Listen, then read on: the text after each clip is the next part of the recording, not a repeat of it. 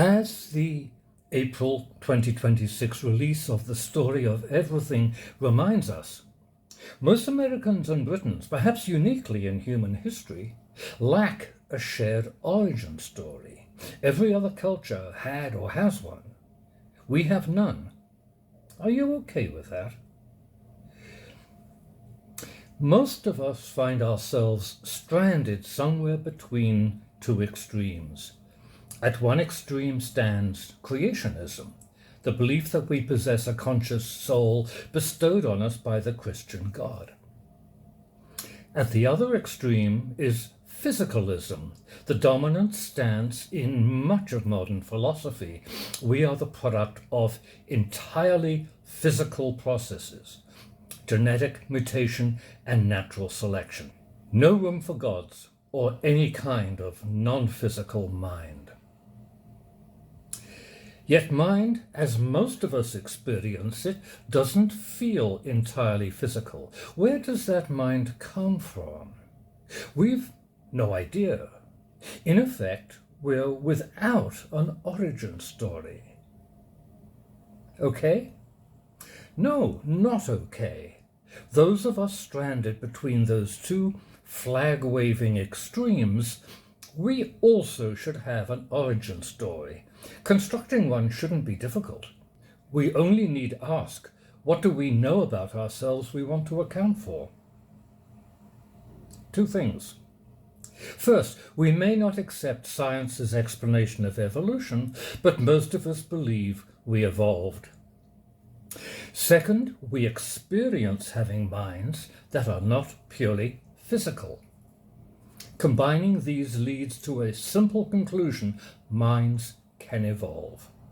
So whatever drives evolution must be able to transact in terms of mind. In effect, as far as we can judge, it must possess a mind of its own. And what has to appear before we can evolve? Our genome. So logic tells me, before our genome could create us and our minds, it first had to evolve a mind-like capacity of its own.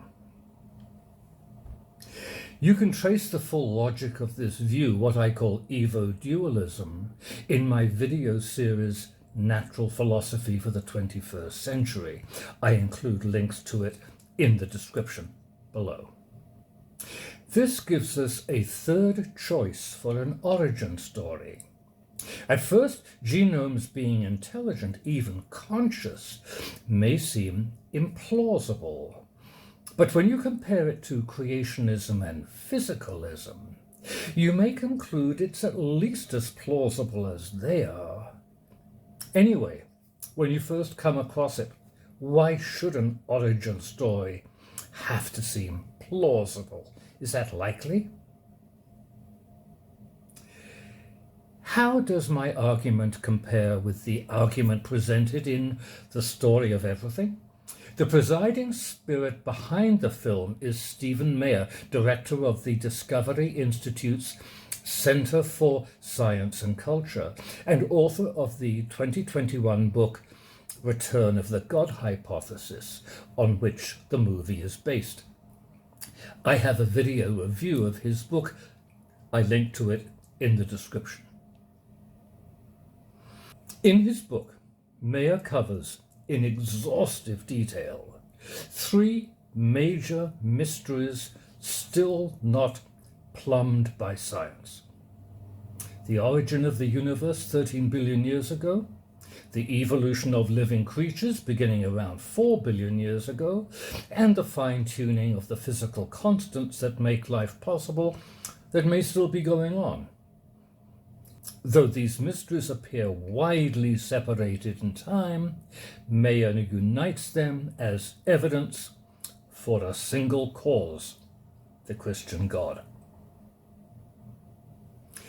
The release of his film invites us to probe beneath our daily catalogue of crises, to consider an even deeper one: our growing epidemic of anxiety and depression.